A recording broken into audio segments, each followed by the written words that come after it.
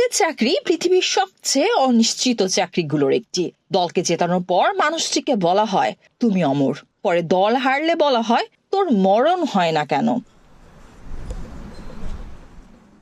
এমনই প্রশংসা ও নিন্দার দোলা চলে সারাক্ষণ। সরল দোলকের মতো দুলতে থাকে কোচদের ভাগ্য, অথচ এমন একটা কাজের জন্য তাদের মাটিতে মিশিয়ে ফেলা হয় যেখানে তাদের সরাসরি কিছু করারও থাকে না। দীর্ঘ কোচিং ক্যারিয়ারে প্রথমবারের মতো এমন পরিস্থিতির মুখোমুখি পেপ গার্দিওলা।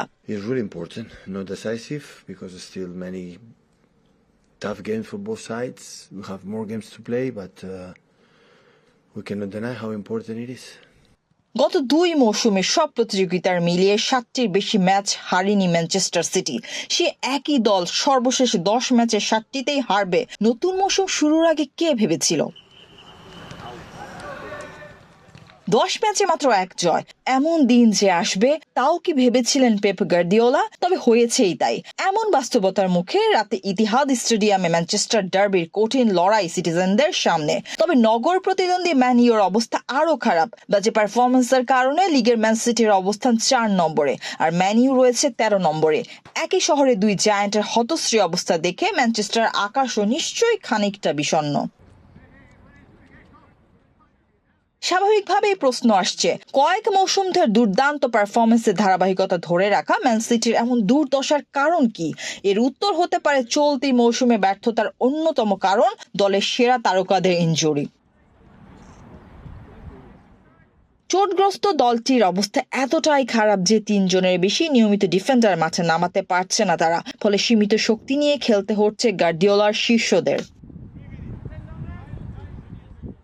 ম্যান সিটি গত 10 ম্যাচে 1 জয়ের বিপরীতে হেরেছে 7 ম্যাচে।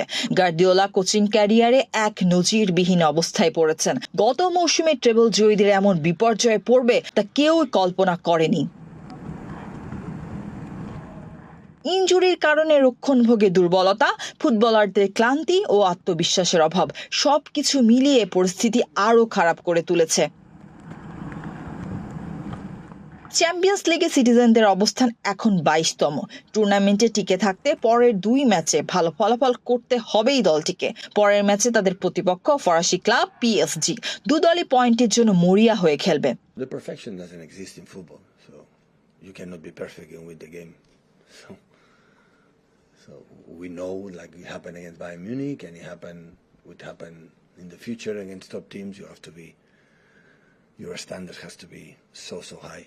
Because they demand the way they play and the way they have done so far against us or other teams. They demand to be really, really good. It's read exactly what you have to do to try to, to impose our game. Man city কি আবারও ঘুরে দাঁড়াবে, নাকি গার্দিওলার এই অধ্যায় দুঃস্বপ্ন হয়ে থাকবে? বিশেষজ্ঞদের ধারণা, নতুন ফরম্যাটে চ্যাম্পিয়ন্স লিগের প্রথম পর্ব থেকে বিদায় নিতে যাচ্ছে ম্যান সিটি।